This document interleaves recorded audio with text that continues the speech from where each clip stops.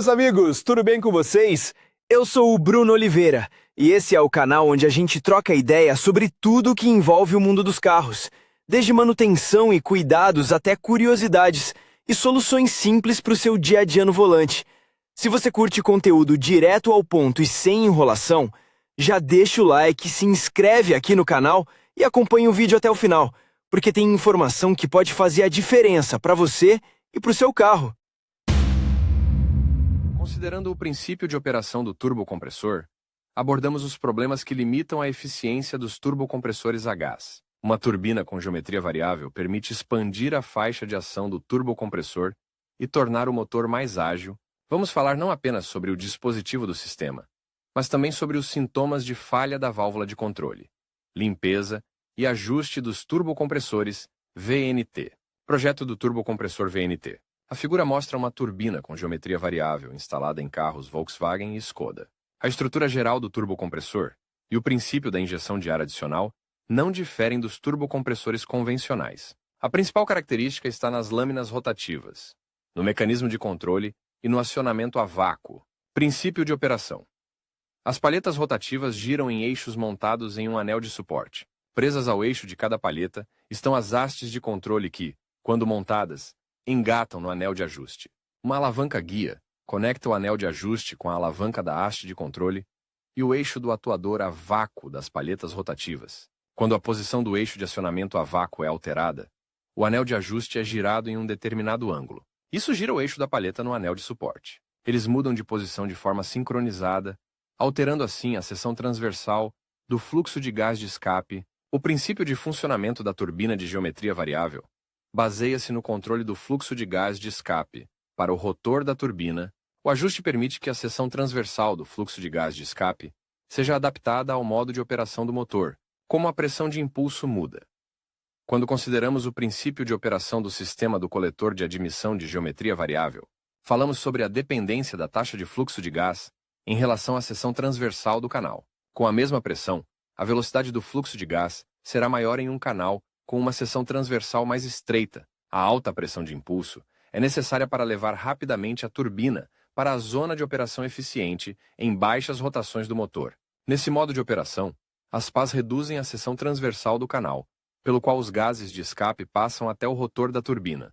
Como resultado, a pressão de reforço aumenta. Na zona de alta velocidade do motor, o volume dos gases de escape aumenta.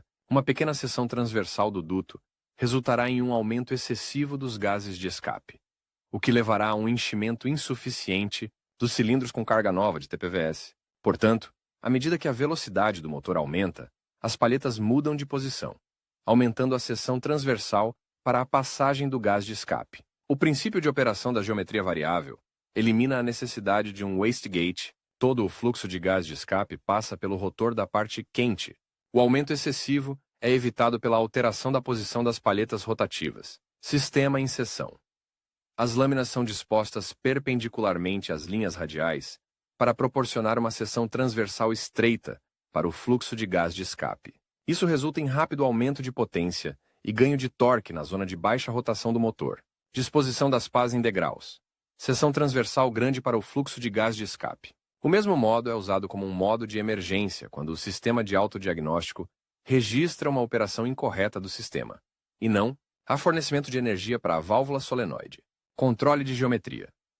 A geometria da turbina é alterada pela unidade de controle do motor.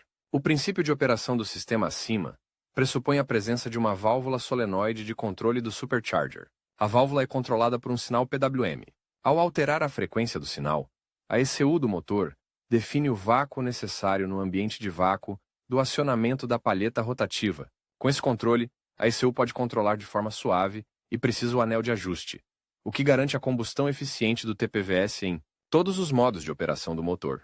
Quando a válvula solenoide é desenergizada, o ambiente de vácuo está na pressão atmosférica, e as palhetas são ajustadas na posição escalonada. A ECU interroga continuamente o equipamento do sensor do motor para ajustar suavemente a pressão de reforço. Diferença de princípio. As turbinas a gás automotivas de todos os tipos têm 3 modos de operação. Saída para a zona de operação. O eixo da turbina girando cria resistência ao fluxo dos gases de escape, o que reduz o enchimento do cilindro e, consequentemente, a eficiência do motor. É com o modo de rotação do eixo da turbina que os motoristas associam o fenômeno da lentidão do turbo. Zona de operação efetiva.